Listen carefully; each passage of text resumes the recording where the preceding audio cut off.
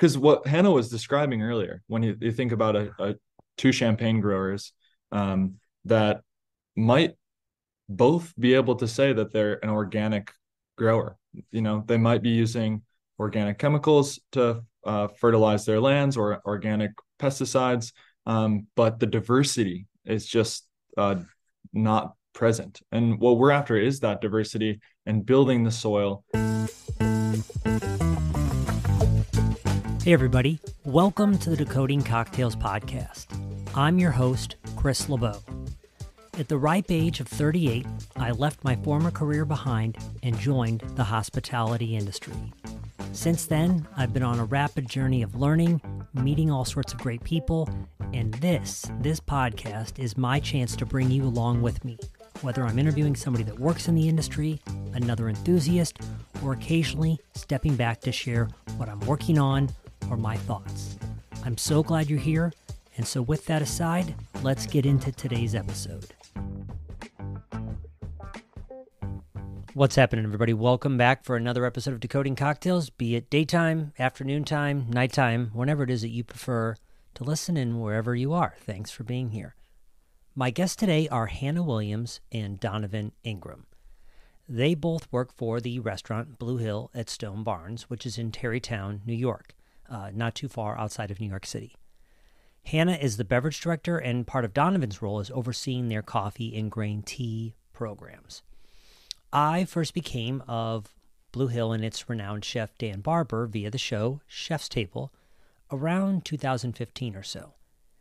And while the series as a large captivated me and the episode about Dan really intrigued me, it really was when I picked up a copy of his book, The Third Plate, that I felt the proverbial ground beneath my feet shift. For me, it really is a stunning work and challenged the way I think about a lot of things, and I've read it several times, and there are several passages I come back to often. And we'll get into some of this in the conversation, but the primary thesis is that agriculture has been asking the wrong question for too long. And the question has always been, how can we grow more of this thing or these things instead of how can we make this as delicious as possible? Now, clearly there is a need to make sure that people have an adequate amount of food put in front of them. But as Dan digs into it in the book in greater depth, we discover that at times it's really, how responsibly are we using things? How are things being allocated? So there is really an interesting merit to his conversation. Clearly, we need to make sure people are not starving. But what we often discover from it is that based on the abundance of things like soy and corn and other things that we grow, we're putting these food ingredients into places that they don't necessarily really belong. But anyways, I could get into such a digression on this, and I think it's a very important topic. And really, to make sure I'm not too far afield, when it comes down to this idea of flavor, part of the reason I brought Hannah and Donovan in was I was interested to hear their perspective on how this ethos applies to chasing flavor in the beverage program.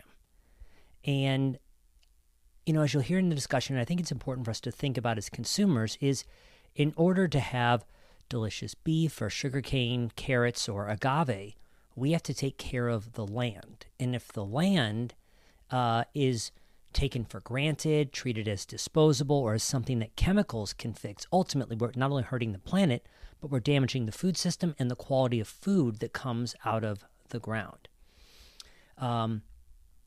There is, something you're going to hear them say, and I think, again, this is an important metaphor for how we think about wine, whiskey, whatever, which is you'll hear Hannah and Donovan talk about 100% whole wheat bread. And if you watch the show Chef's Table, the series, you will see this moment in the episodes. Very, very clear. You're going to hear them talk about how mind-blowingly delicious 100% whole wheat bread is. And we think we know what whole wheat bread is here, but the reality is that most milling of wheat is not done so that it is going to be at peak flavor. And this is in part to make our products more shelf stable, which is important, but it has often come at the cost of things being very flavorful. And one of the examples that Donovan has talked about is that buckwheat is a product that is used to make things like soba noodles, for example.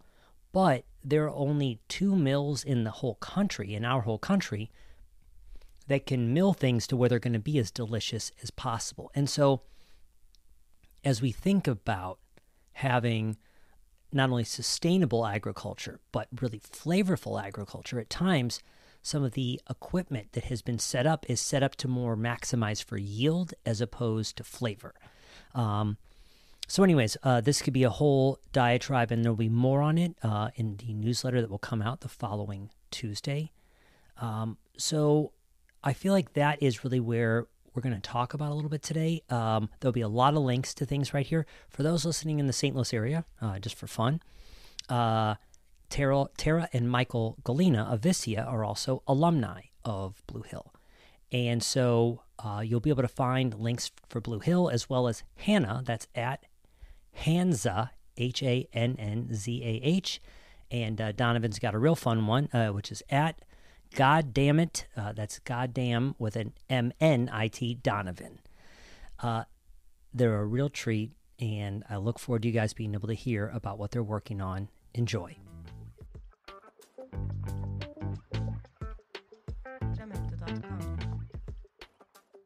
Hannah and Donovan, first of all, thanks for taking time to chat. I'm honestly very, very excited to talk with you guys.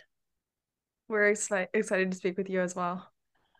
So, Hannah, I figured I wanted to start with you. So I've heard you speak a little bit about, you're in Edinburgh, doing a semester abroad. You join a, wine club and mostly to meet people. And, here you are now, role of sommelier. But do you remember, was there a particular glass of wine, an evening, is there a moment you remember feeling kind of called to this? And it could have been well after Scotland too, but is there a moment you remember feeling called to this work? Yeah, it's a common question in the wine world. Like, what was your aha moment with wine? And to me, it was less about wine itself and it was more about the people.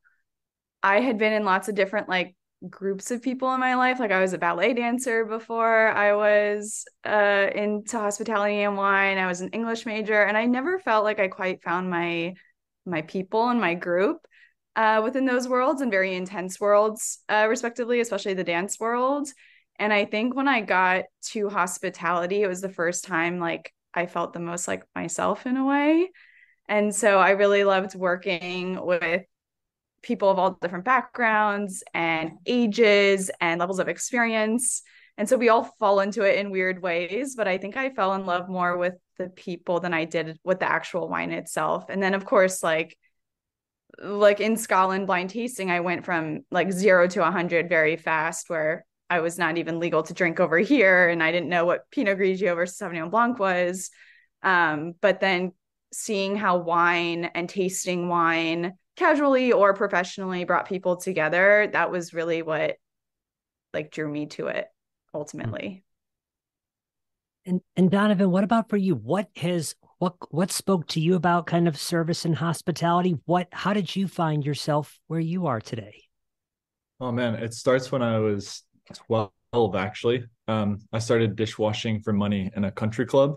Not really any intention other than being able to, buy the next skateboard. But it wasn't until after university, studied business and accounting, actually, I ended up working for a master sommelier, Christopher Bates, in my hometown. I was introduced into some of these beautiful spirits like chartreuse and drinking some old wine with Chris for the first time. And my whole life, I've been so interested in adventure and discovery and novelty, and to meet someone who was so generous and had such knowledge inside of him to share these different beverages from all across the world, I was hooked. And from there you start reading about all the great hotel bars across the world and the white suits and the leather aprons, and it just kept going. So I try to pride myself on being someone a lot like Christopher, very interested in studying for the sommelier exam, but also taking a deep appreciation for tea and coffee and all things bar. Hmm. I've certainly heard one of my good friends certainly spoke to like he remembers having his first last word and like like the chartreuse is just like says look over here, right? And I would agree as a late joiner of the industry, I found my way through the professional sphere, so to speak, but uh I was always the black sheep in the group. And so yeah, so I certainly know what it means to suddenly feel like you're home in terms of I'm a performer, and when you're wearing a suit and tie in a workplace, sometimes that goes over well. And sometimes we're like, all right, tone it down a little bit over there. So, Totally.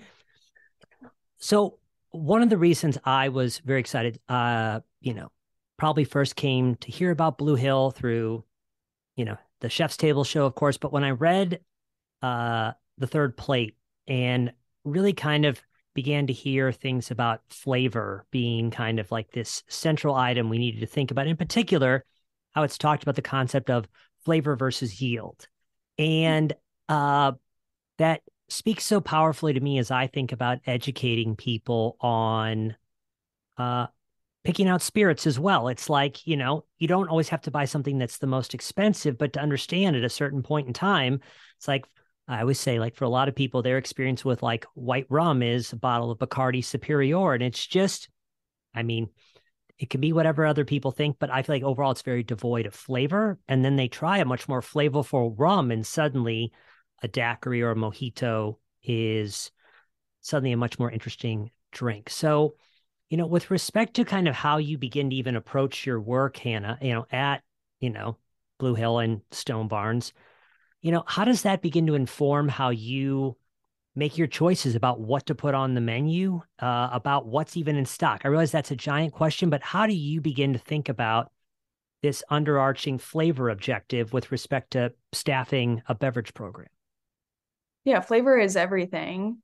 Like if it's not delicious, whether it's like an experimental grain we're working with or a by the glass wine or a really old bottle of Burgundy that's a few thousand of dollars that, you sell in the dining room. If it's not delicious, then what are you doing? Like if it's just esoteric and weird, especially if it's expensive or even if it's inexpensive and if it's just like, an overly natural wine that has like tons of Brett and mouse taint. Like if it's not delicious, then why are you drinking it in the first place? And so I think flavor and deliciousness is really at the core of everything we do here. And certainly shapes the way I buy for the bar, for cider and beer selection, for the cellar itself. It's a core tenant. And so Donovan and I were just discussing it before, but kind of the beauty of Blue Hill at Stone Barns as it is right now is you don't need high quantities of things. We see a very finite amount of people in the dining room right now, which for us in the summer, when we're amidst a very busy wedding season, we're seating around 45 people a night, 3 nights a week. So before the pandemic, and especially when I started around 6 years ago, we were doing double, triple that, and sometimes double services. And so you did need quantity of things, whether it was wine or spirits or the cocktails we were offering. And right now, with a much smaller scope, we're able to select and be hyper selective and choosing the better growers and farmers we want to support, choosing the better distilleries, the better brewers, the better wine producers. And sometimes we could have one bottle of something, and that's all we need. We've had one bottle of something, and that's lasted us quite a while. And so it allows us to focus on these like really small people in such a large beverage community and get to share their stories with people because we're not pumping out the numbers like we used to. Mm-hmm, mm-hmm. So if you weren't, sounds like a lovely place to be, have to visit, obviously. But so when you apply that thinking outside of Stone Barns, whether that's in your own life or in general. So for someone like myself, educating consumers, for someone at home, for someone running a bar program, I think obviously there's a level of like study and rigor required to understand what do good practices look like, but are there questions you try to ask yourself? And maybe it's really just you're meeting the growers, you're traveling everywhere, but how do you begin to identify what do good practices look like versus what do, less interesting or even poor practices look like? Is there a way and again, I know agriculture is a massive thing, but I'm also interested in the discernment for people of how do they begin to make decisions like you guys are making? Yeah, two things popped up immediately. To me, it was like, and I'm going to try not to make this super wine focused because that's obviously my scope here. That's all Um, right. but I think when I visited Champagne for the first time, and I, with my own eyes, saw a vineyard that had cover crops and vitiforestry, like literally like trees growing between the vines.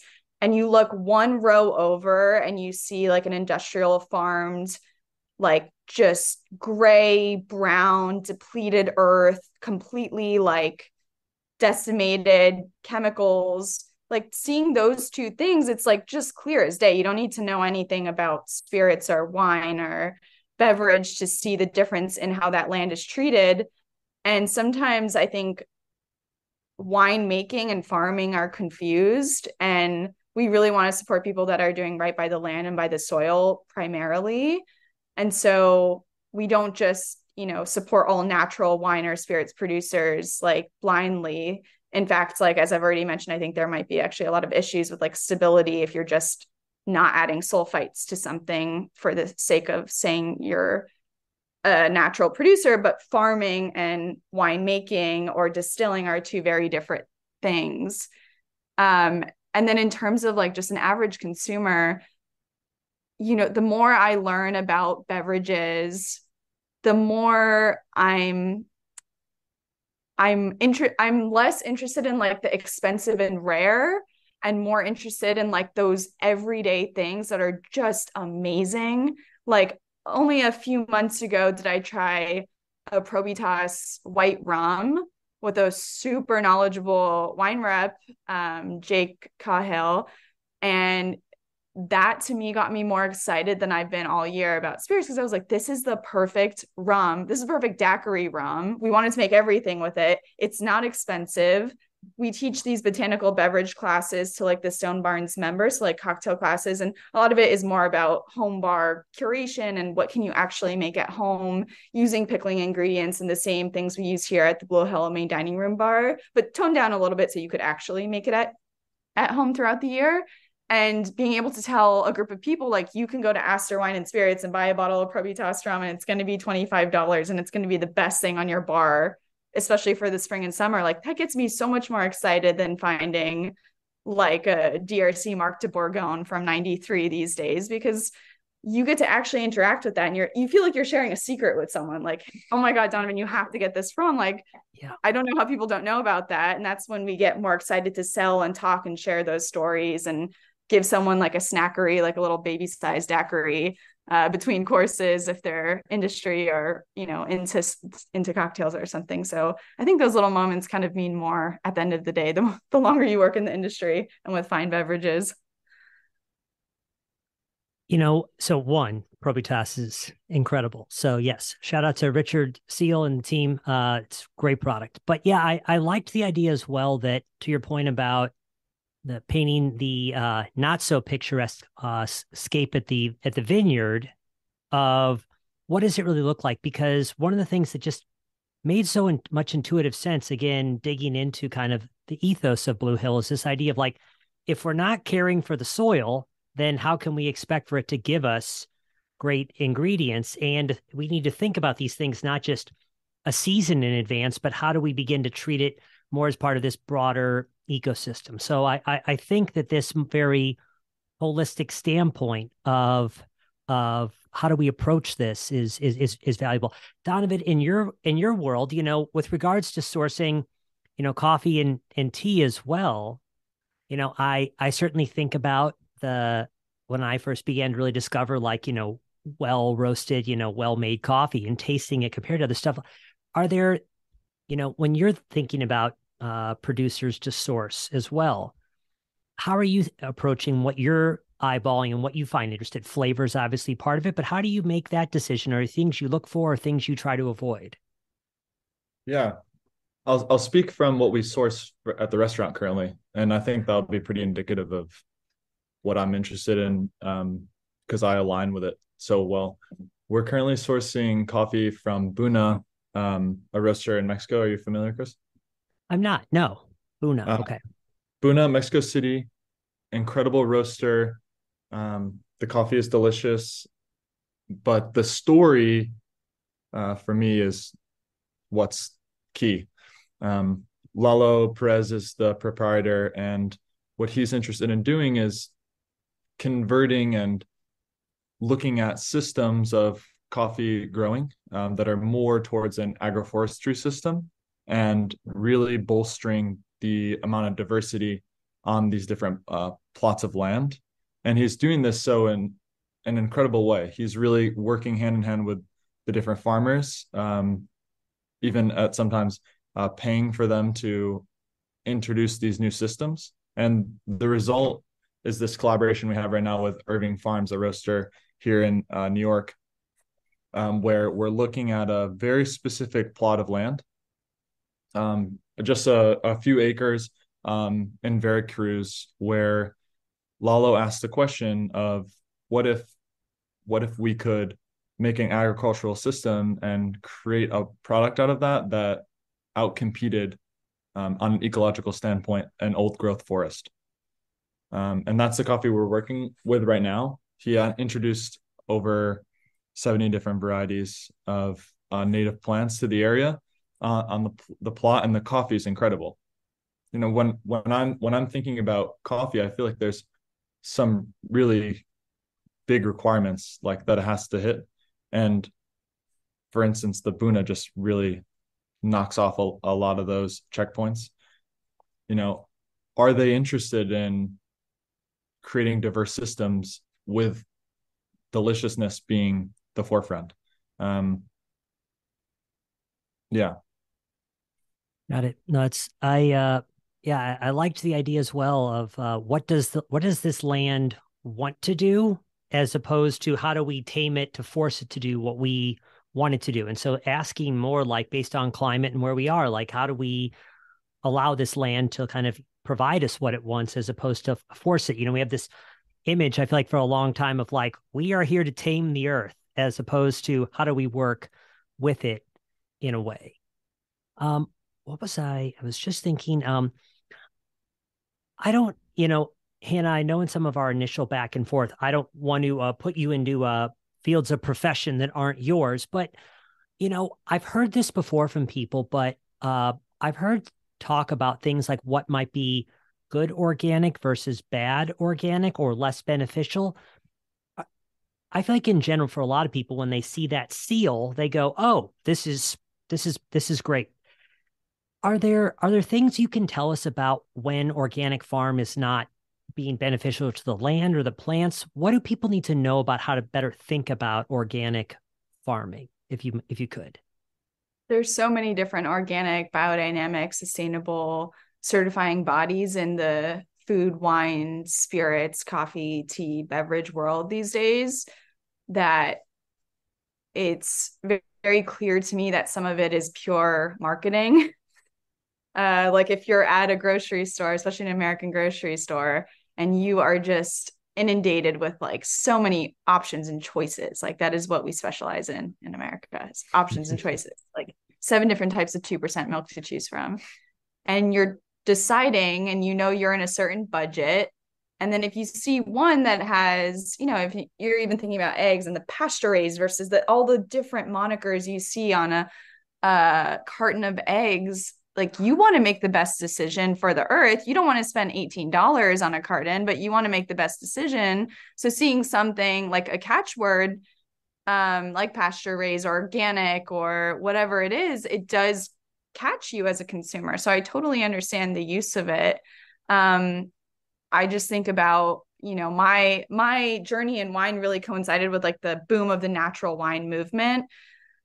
And it was so crazy because I was a young, interested sommelier, and I really was like the right like age range too to get into that. But then I started quickly seeing how like the natural movement or even like the raw wine fair, like it wasn't exactly what I thought.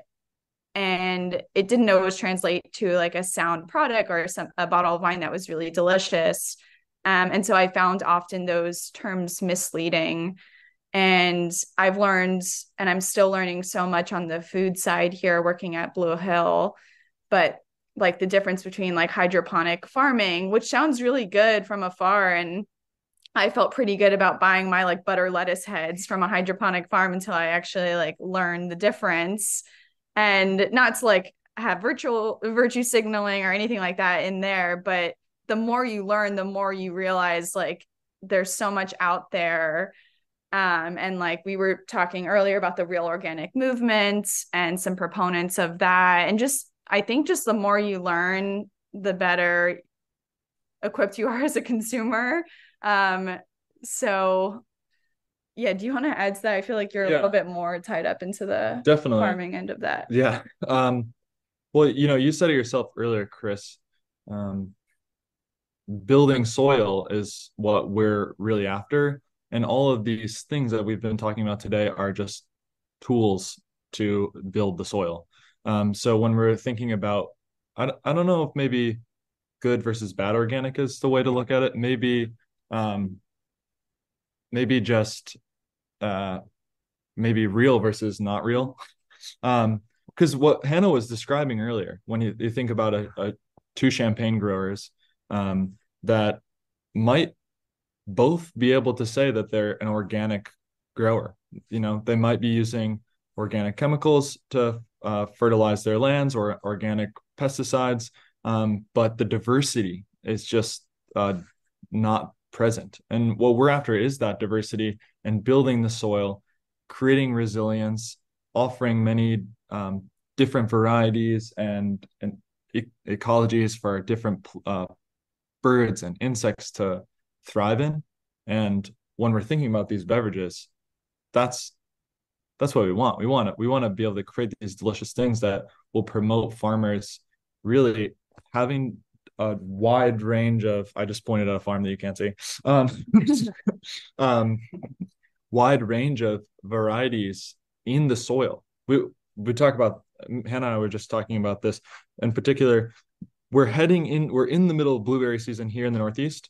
But we had the unique opportunity to get a little head start on the blueberry season this year after meeting with a incredible blueberry producer last year. His name's Hugh, and his farm is called Kings Grove. And he's one of the few blueberry producers that are growing in soil. Almost all blueberry production in the United States, that is moving towards hydroponics. And his blueberries are so good. Mind blowing. Like it was 50, 60 of us in a taste test. Yeah. And there was not one person that took the King Grove blueberries, ate them, and could not tell you like this one is on a different playing field. Like, they're so good. They were addictively good. They're like Grand Cru blueberries, but from Florida, just outside of Orlando, which was impressive being from Florida myself. But it like that's kind of what ruins you here as well, is like you taste the best of something and then you can never go back. But we also got the opportunity, a lot of our staff was flown out there at 6 a.m. on like a Monday day off, and I didn't go personally, but so many of our front and back of house team got to go and harvest the blueberries with them, and then made dinner with the family, and then came back Tuesday and back at work on Wednesday. And so when we find a farmer of any kind that we love, like we want to highlight those people, because just like the American supermarket, we have, and luckily we're so lucky to have so many options and choices. So when we're choosing between those two champagne producers to feature by the glass, I'm going to choose the one that is doing better farming if they're, a similar price point, because that's a story and a person I want to talk about more than the latter, which might be a really delicious champagne in its own right. We might have it on the list, but in terms of who we're going to feature and speak about, we really try to be mindful about choosing the people that are working with the land the best as well. So I definitely want to come back to the blueberries because I feel like that's a very important point. But going back to kind of the diversity piece real quick, as we were talking about that. So one of the things that certainly is, I feel like very much in a lot of the conversational vernacular about food right now is this idea of like monocrops.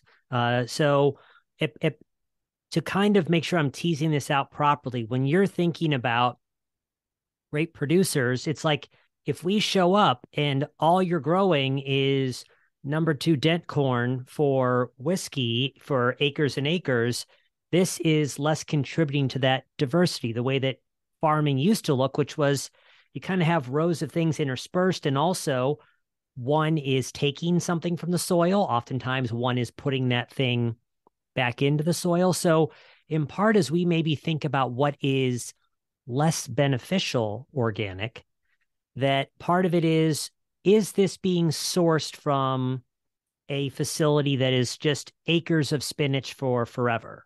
Assuming spinach is still even grown in the ground. I don't know. Maybe it's grown in hydroponics. But is to make sure that I followed that, Donovan, is that when you're speaking of diversity, we're kind of thinking of, and even I know in some mezcal producers, they're thinking more of this milpa style farming of like interspersing different varietals as opposed to the often the monocrop of agave tequila. So Definitely. A few things come to mind. Um, when I'm thinking about adding in diversity, I'm right there with you of I'm not terribly interested in a person that has, thousands of acres of corn planted, but would be more interested in if a producer is rotating their grains through, let's say, some of the off grains like barley in this country. That is, I mean, we know that in Scotland and Ireland we love barley for whiskey, but when I'm thinking about bourbon producers or corn being cultivated in America, if they have cover crops, if they're rotating through buckwheat, if they're rotating through rye, if they're rotating through barley, these are the types of practices we're really interested in. And but the tough thing about what you're saying is it's very costly and it requires an immense amount of labor and effort to even just have one extra rotation if you're savvy enough to be able to intersperse like you're saying like they have historically, or even just rotating different crops each year. Say we have corn one year and then barley the next. You know how labor intensive and costly that can be. So what we really hope to do with and what we hope to support are these people that are going to bring value from those off rotations like barley and rye, as a way to incentivize these growers to have this more regenerative rotation based practice. something I was doing all the reading, all the listening to, you know, interviews Dan's given, podcast Hannah's done, trying to get ready for this. And something I was, and this was like a 2010 interview he gave, but even around something as basic as citrus, he was using the word, it's saying, hey, like it's not from upstate New York. I still love it, but it is a luxury in a way. And so I have to go pick up a copy of a book that I'm going to read it. So it's written by an Italian woman, and it's called Cucina Povera, and so it's impoverished cooking. And part of what I think we have to figure out over time is that our cuisine is one built out of abundance in terms of like, yes, I want my 16-ounce porterhouse steak, and how do we begin to think about reducing that so we can have better flavored, more sustainable, better for the world. But like to realize that like, and again, for many of us, the plate has started to change, but there are still times when, well, I want 7 cocktails or whatever, as opposed to maybe have one really good one. So anyways, I think there's a mindset requirement that we have to be willing to pay a little bit more for good quality stuff because we don't need it to anchor a third of the plate. We can have it on a reduced portion of the plate, perhaps. Yeah, absolutely. I was even thinking of something with the monocrops, and speaking of like rotational crops that we've done here, because we're surrounded by Stone Barn Center and all the amazing work they do here. Um, and Donovan and I were both collectively obsessed with a tea company in New York that you might be familiar with called Kettle Tea. Okay. Okay. And I think personally we're both, and so many people here, I feel like most Blue Hill staff members are just obsessed with like the best things in whatever category they're in, like the blueberries, tea, coffee. We all go seek these things out on our Monday and Tuesdays off. But Kettle Tea and the people behind it really just are incredible. And they have their own matcha mill that we would go visit in Greenpoint. We loved matcha. And it really is, you have to source it from very specific producers. And when you have like the best matcha and it's, milled in front of you, it's like a mind blowing experience. So Donovan actually applied that same process of making matcha, but using all cover crops from Stone Barn. So he made a cover crop matcha that is still on our menu. We would do it tableside, in beautiful like earthenware and pottery, made by Minami at Kettle. And I think it was one of like the coolest experiences I've ever seen beverage wise. Again, not alcohol related, but here at Blue Hill, and tying it into the menu. So we would do it with a cover crop dish that Dan was making in the kitchen. It looked like a tabbouleh or a salad. And then Donovan would come over and make you tiny little cups of cover crop matcha. And so it's not even theoretical for us. It's like we can actually go out into the field that's outside this window here, to our left, and have really creative people that like are combining flavor, creativity, and weaving that into the dining experience here, which I had never really seen before. Yeah. Did you want to go, Chris? I'm sorry. I don't No, want to. please go ahead, please. When we're trying to think about cover crops and what this kitchen means and the potential to create these cuisines around these ideas here at Blue Hill, like the cover crop matcha for me, it kind of was like a switch, you know. People have been working on this same sort of idea at Blue Hill for some time. Like I won't say that I was the true origin of the cover crop matcha. I think that my past tea experience and understanding of a more traditional production of matcha, and preparation of matcha was very helpful to catch Chef Dan's eye. So I'll have to give some credit to Andrew Lutzmore, before one of our special projects manager, for leading the charge, and I'm picking up his torch. But what we're interested in is this cuisine of the off type things. So cover crops for most farmers are, like we were talking about earlier, Chris, very expensive, and you don't really catch a you don't make a revenue off cover crops. I mean, you do if you have a very long-term vision of your own land and you're a steward of it, and that you're going to be able to get that money back in the higher quality, more delicious vegetables and grains, and animals later. But from year to year, when a farmer needs money, cover crops leaving a whole entire plot of land into cover is kind of absurd. Like, it's a big ask for someone who needs the money this year to buy equipment, to buy next year's seeds, to keep the farm going. So the matcha seems like a really small idea, but if we can take the cover crops and remove the idea of the cover part of that word, where you're thinking, okay, the cover crop is just this tool we have to make the soil better. But what if the tool that we had to make the soil better was just the crop, right? So to make the matcha from the cover crop is to negate the idea of the cover, because then it just becomes, we're harvesting pea shoots and rawhide shoots for matcha that people will drink and people will demand because they taste it and it's delicious.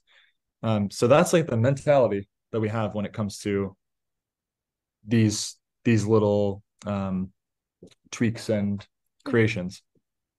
So, first of all, I love that. But yeah, I think it's so one to make sure we're on the same page for everybody, all the millions out there listening. Uh when we say cover crop, the whole idea is that so you take like, and this is the point you're kind of moving away from, Donovan, which I like, but it's like, we think of the star of the show as it's the corn, it's the strawberry, whatever. And then in an off season, we put a plant in the soil to basically help regenerate the soil. And now it's kind of like asking the question, well, what if the cover crop was also equally a star of the show too, as opposed to this like, well, I guess we have to because we want to be good to the environment like movement right here. So one of the things because like I, cocktails, booze, spirits, wine, it's all a gateway to like this broader conversation about stuff. So one of the things that what I liked about the blueberries, and the answer to this question is probably just go to your farmer's market and see what you can find that's local and amazing. But I feel like sometimes too, for the lay person out there, the problem is, so I did two strawberry infusions of tequila last year. One of them was store bought, farm, macro farm strawberries. The other one with local strawberries. And the flavor and color that came off the two was so markedly different. And I feel like even the infusion of the spirit aside, it's like, I think for a lot of people, they don't have enough taste memory. When they taste that, maybe they haven't tasted that your magic man in Florida's blueberries, but I think it's we, even if we taste a farm fresh one, we haven't tasted it right next to one that was hydroponically farmed. And so we forget, like, or don't fully associate, like, oh, this is so, it could just be finding your fresh matcha maker. But I think, like, for people out there, it's taste Earl Grey tea from that you bought for 3 nickels at the grocery store against Earl Grey tea that's made by a local tea producer. So I don't know if you guys have any like favorites, but I'd love to hear like, man, people should try their best this against like, the most ordinary this, because I feel like those A/B tests really power people to understand the difference. It's a dangerous game to start playing. I mean, and this is really in my personal life too, but you take white mustache mulberry yogurt that is very hard to find, but you can find it at Grand Central at Murray's Cheese. And you have that next to a cherry yo plate. Like they're not even the same product. Like it's like crack cocaine, like that uh yogurt. And then you start reading about her story and bringing her cultural influence and Persian style of like straining whey and cheese.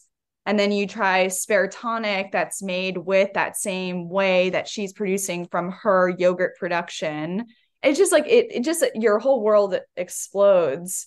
But yeah, you can do it with, perfectly in season strawberries. Like I was just in Oregon for the first time and I had like a Hood River strawberry. And they're so tiny. They look like the little alpine strawberries in Europe, but they're so dark to their core. I had these strawberries with whipped cream 3 times in 24 hours. Like 3 different people served them to me and I ate the whole thing, whether it was like lunch or breakfast. It was embarrassing, but very true.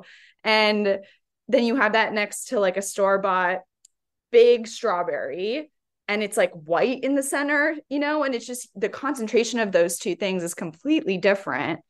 And you do it with like a standard green tea packet, just whatever the store-bought brand is or hotel room brand of green tea. And then you have it next to a perfectly brewed cup of like sencha kettle tea. And I mean, we could do it with anything. You could start giving us, categories, but it really is like awe-inspiring. And yeah, if I'm opening my fridge at home, I'd rather have like 8 of those products than like 80 just like store-bought mass produced. And of course, it's like we don't all have like the money and time and sourcing ability to do that, but it just makes you think about everything that you're putting in your mouth, every producer you're supporting, whether it's a yogurt producer or a wine producer or a spirit producer, and it goes on forever and ever. It just makes me want to find the best in every category. Can I add something, Chris? Please. The thing that's interesting though, I for me, one of the, Hannah's Alpine Strawberry moment is the first time that I had 100% whole wheat bread here, or when I had bread from a producer like Needs in Connecticut, or haven't ever had it, but know that the I know that the quality of the product is incredible. Selu Bakery in Washington D.C.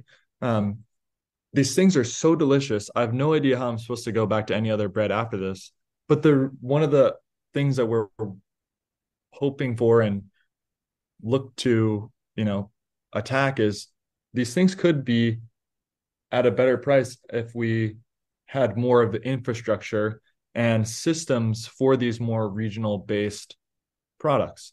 The at the moment, if you're just using bread as an example, we don't have we don't have small regional 100% whole grain mills that have access to regional grain farmers, because we've moved away from that, and we've moved our grains to the Midwest over the last 60, 70 years, and we've put all the mills over there as well. And if so, we're kind of working against that. Like the price of the bread is, I think, equivalent to the flavor and the work that goes into it, that especially we do here at this bakery. But if we had more regional mills with more bakers that understood this practice, it would change the accessibility. If you didn't have to come all the way to New York, or if you didn't have to go to Elmore Mountain Bread in Vermont, or down to Washington D.C. to get this 100% whole wheat bread. But if we had more knowledge, more infrastructure in localized areas, it would drastically change like what we're talking about.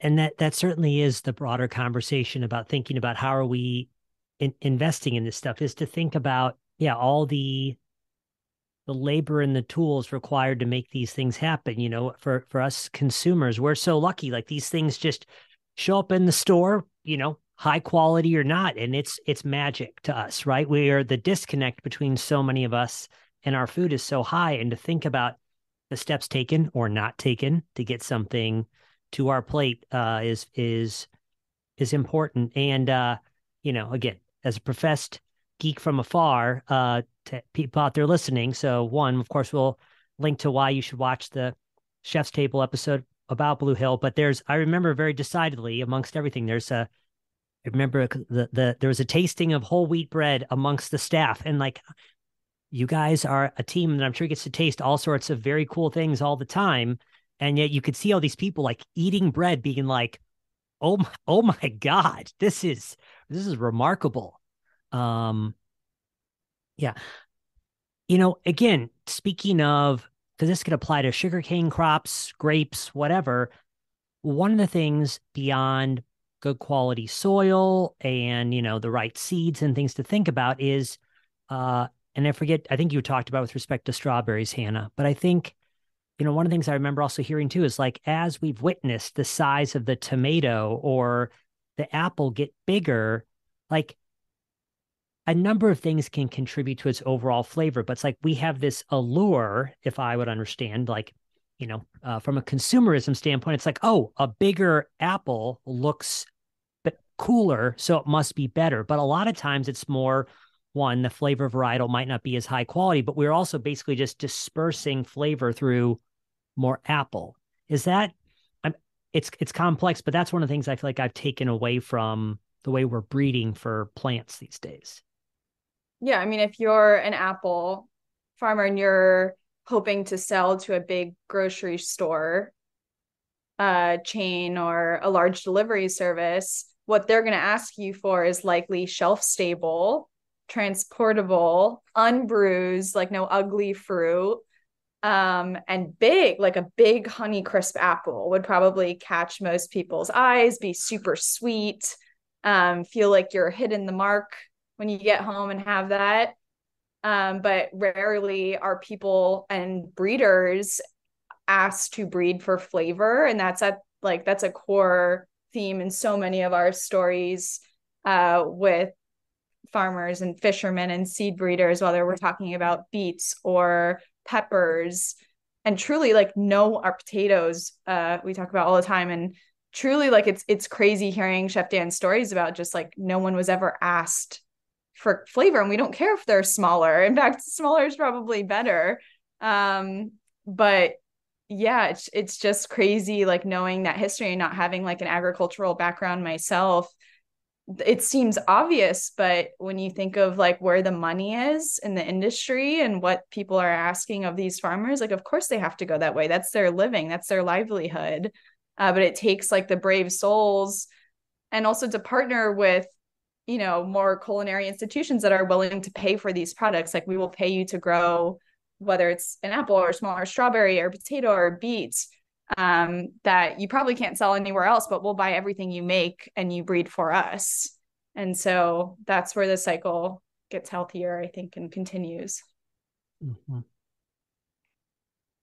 So, one other thing I have in mind, and then we're going to get this tea brew in here, but certainly you guys can let me know if there's anything we haven't covered you'd like to.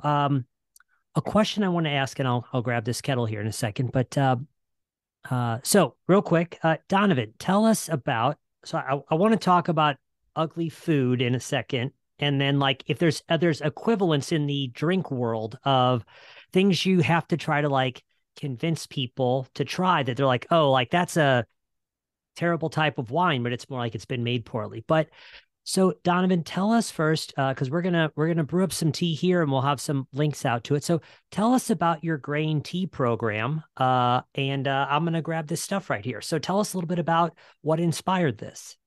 Definitely. Yeah. You can, if you probably steep it for like 3 minutes, it'll be perfect. Definitely.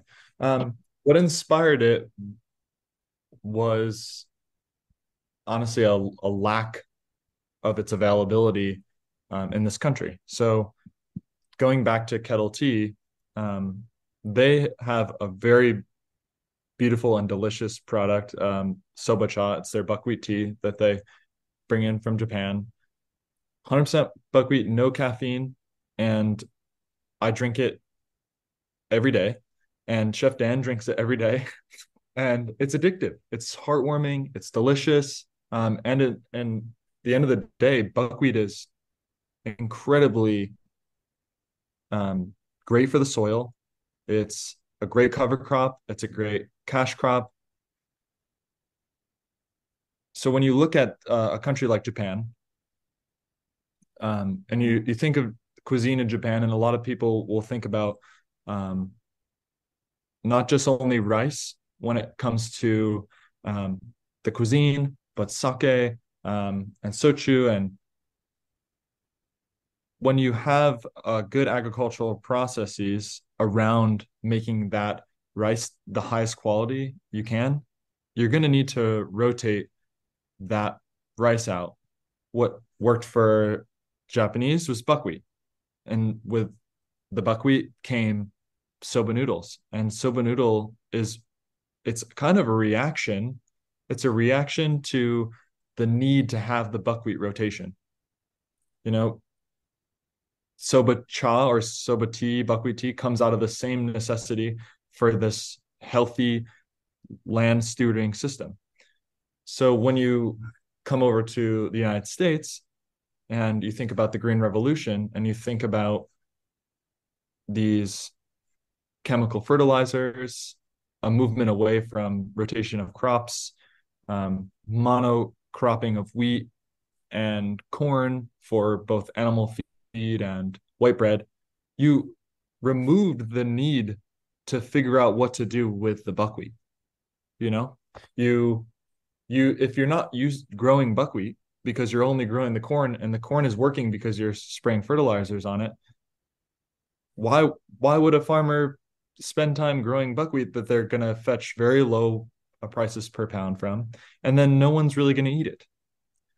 So after when we started the tea program, actually, um, in fall of 2021, we were and mostly me was running around trying to create herbal teas from the property. Dan knew that I had a background of more, imported fine teas like from China and Japan and Taiwan, but he wanted to use products off of our farm and other farms that promoted um, soil health. So for the first 3 months, that was working okay.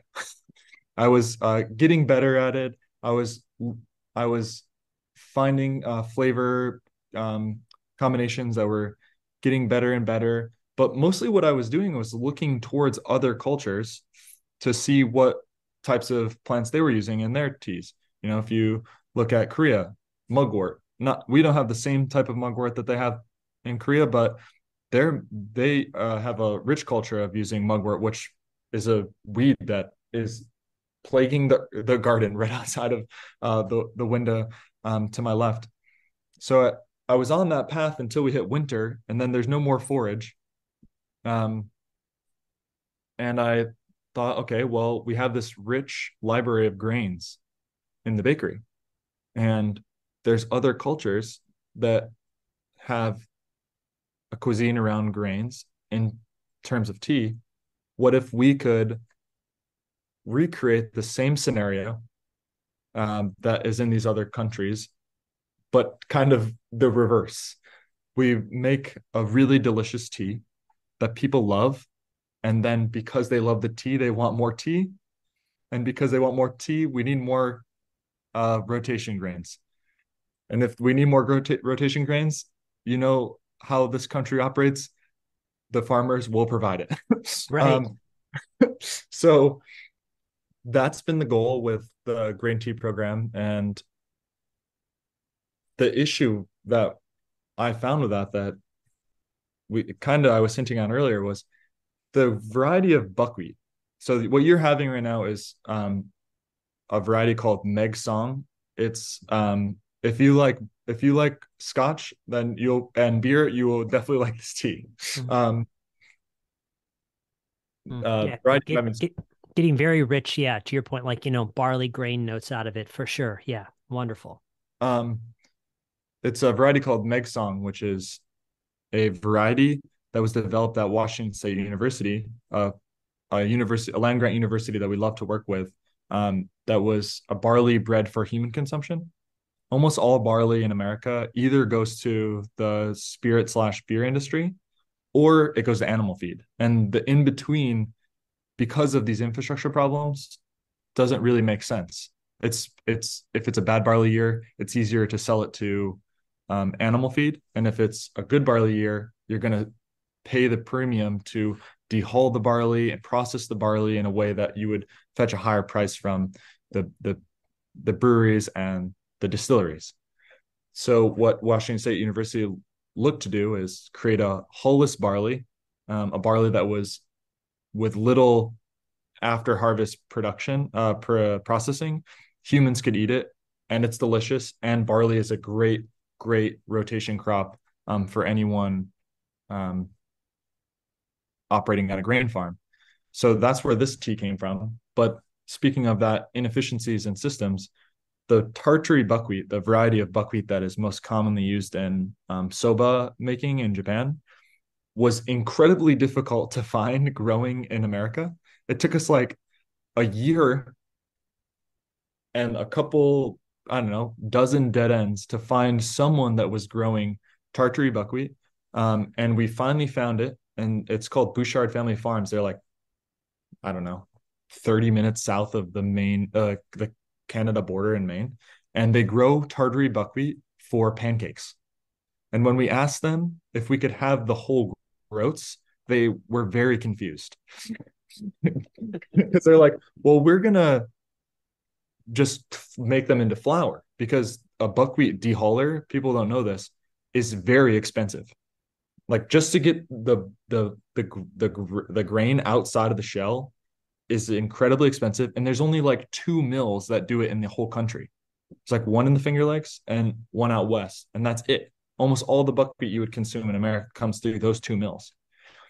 So there's some roadblocks, but the whole goal is buckwheat is so good for the soil and it's so delicious. So that's really the mission of the research development that goes into the grain teas. How do we make a delicious product that will force farmers to grow the rotations? Um, and that's just one example of what we're doing. Almost every dish that we serve at this restaurant that Dan creates is like it's it's with that same mindset in mind. I think it's great that as we think about, you know, again, our country was fortunate in many ways, I suppose, like to be founded, and it's a whole other story about, the creation of the country. But that to come to a land of abundance is a gift in a way.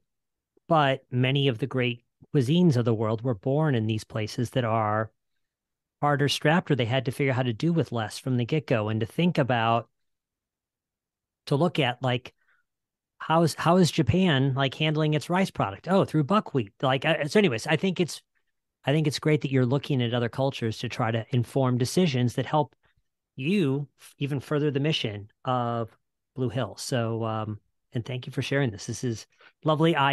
Speaking of making things at mass, I live a very short walk away from the original Anheuser-Busch brewing facility. And so on most days of the week, I smell barley and grain in the air all the time. So That's not a bad thing to wake up to, though. That's actually quite comforting. I'm never mad when I smell it. So I'll say that.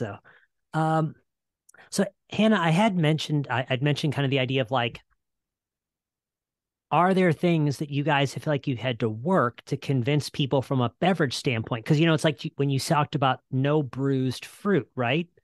How do we think about people either in a grocery store or in a supermarket serving them something that either doesn't look good or they have a misconception about? Are there things in the beverage world that you've encountered at all you've had to work to kind of educate people to want to try?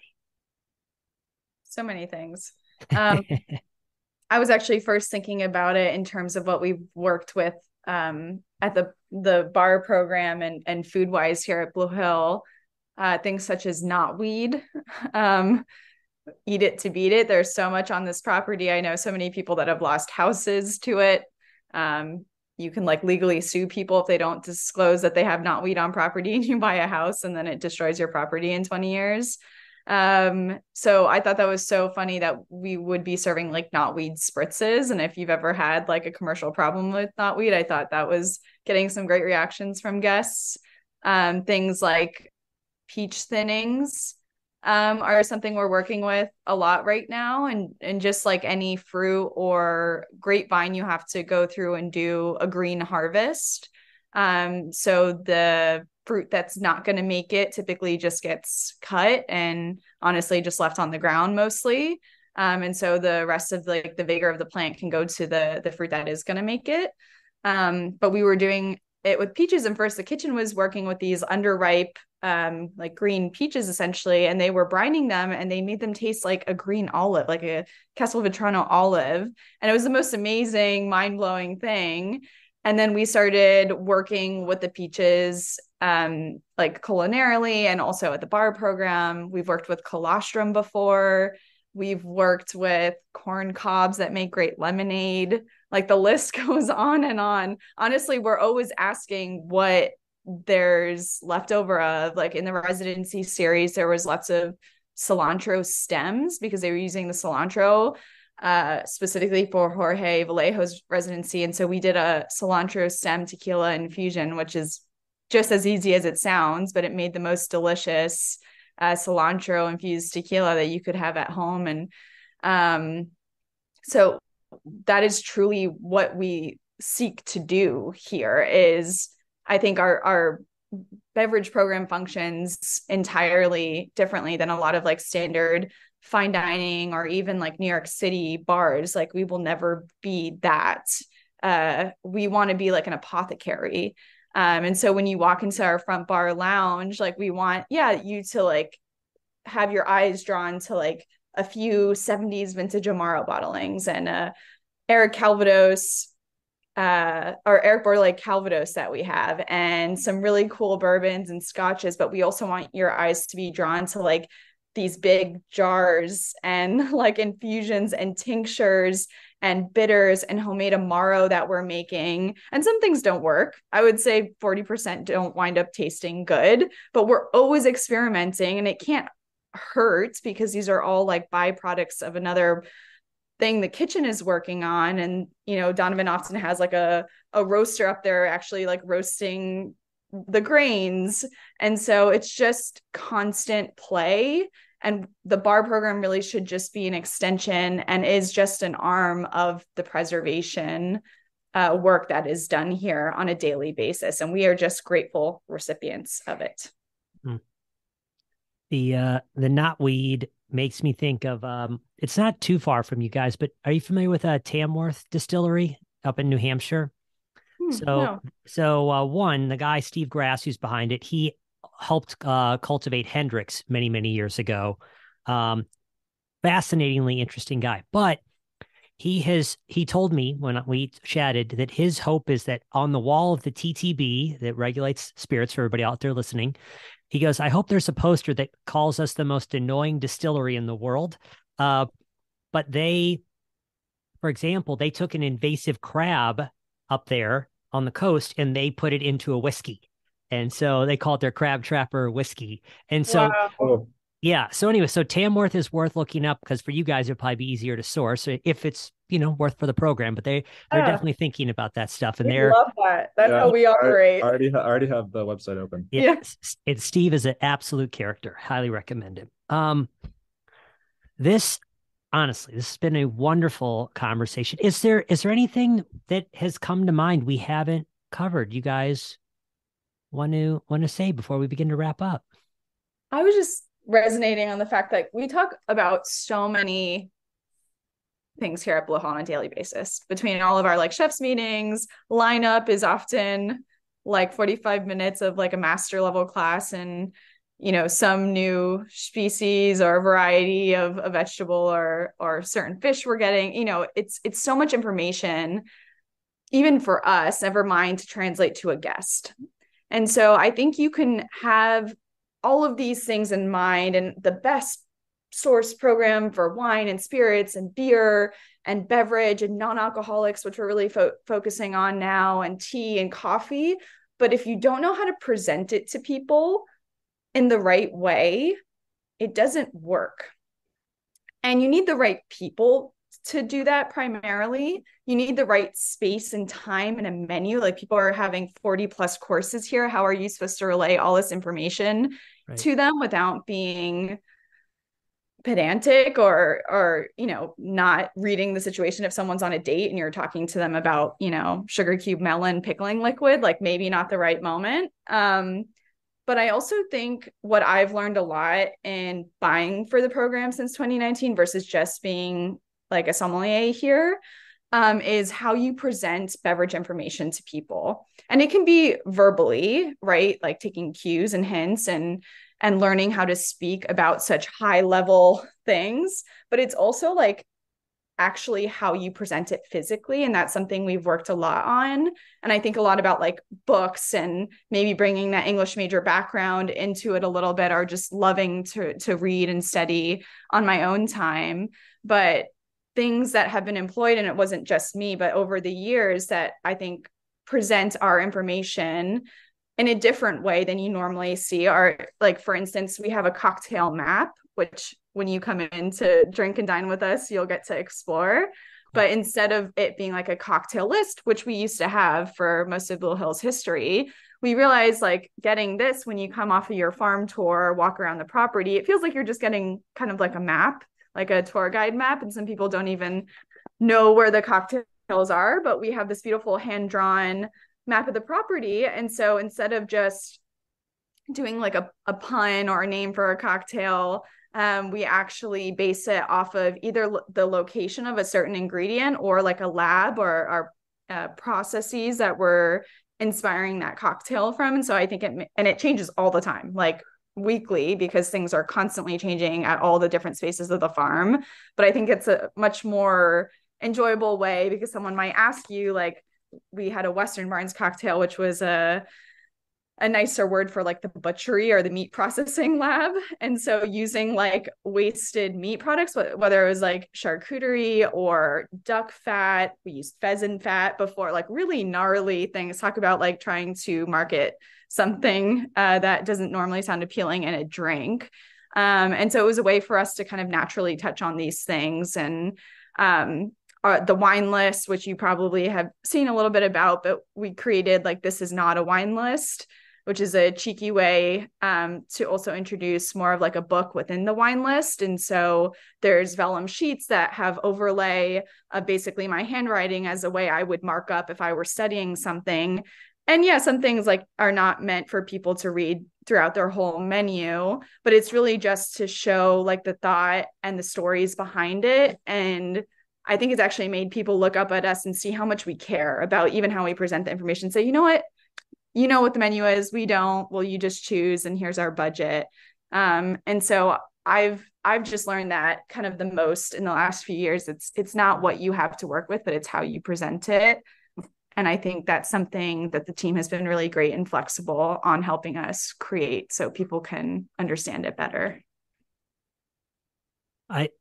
As someone who works a lot with lay people, and you guys are talking with them all the time too, I think about, that my problem with cocktail books is, one, I feel like most of them are written by professionals for professionals, even if they don't realize it. But that even incidentally, and hey, when I come into Blue Hill, I would certainly hope that the things presented are going to look very elegant. But when presenting something to someone at home, if we make it, I feel like, and I said this before, it's like, I feel like when it looks too good in like a book, it's like you're just daring them to be like, you're never going to make it look this good. And so I feel like depending on the forum, whether we're trying to invite someone to try something at the restaurant or at home, figuring out that set and setting, I think, is extremely important. So no, thank you for sharing that. And the idea of like the markup notes, I think, is valuable because most people are never going to have your prowess about wine or yours about coffee and tea, but how do you even begin to think about wine or coffee and tea? What questions should they be asking? It's like, these are the things that really help make them feel like more like they're on the inside right there. So no, thanks for sharing that. That's great. Yeah. Anything else from you, Donovan? Anything else top of mind for you right now? Top of mind. No pressure. No. We covered some heavy topics. we got way into it, and we didn't even get into non-alcoholic. So maybe another time for that. That'd be great. Because a fascinating category that it's cool to see it evolving, but still, certainly when I taste some of the NA spirits, I feel like okay, we got a long way to go here, but like it's good that we are really pushing right now for sure. So yeah. I think like the consumer trends post-pandemic are really different, yes. Especially in the non-alcoholic category. We will certainly link out to Blue Hill on the web and social media. If people want to get in touch with you guys online at all, social media wise or whatever, anywhere they should look for you guys at all, if you're looking for that kind of traffic. So you can follow mainly my personal journey and pictures of my dog at Hanza, HANNZAH on Instagram. You can find me on Instagram at Donovan Ingram. It's at Goddammit Donovan. When I was tagging you in something the other day, I was like, this is the right one. Cool. Yeah. So it's a work day. Thank you both for taking time to chat. This is lovely. I really enjoyed it. Thank you. Thank you for having us, Chris. Hey everybody, thanks for listening.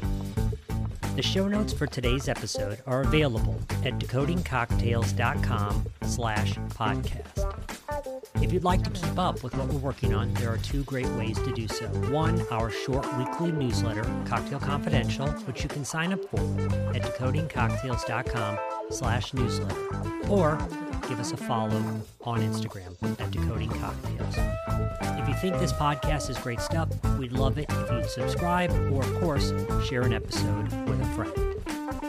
The Decoding Cocktails podcast is produced by Chris Bay and myself. Thanks for listening. We'll see you again soon, and happy cocktails.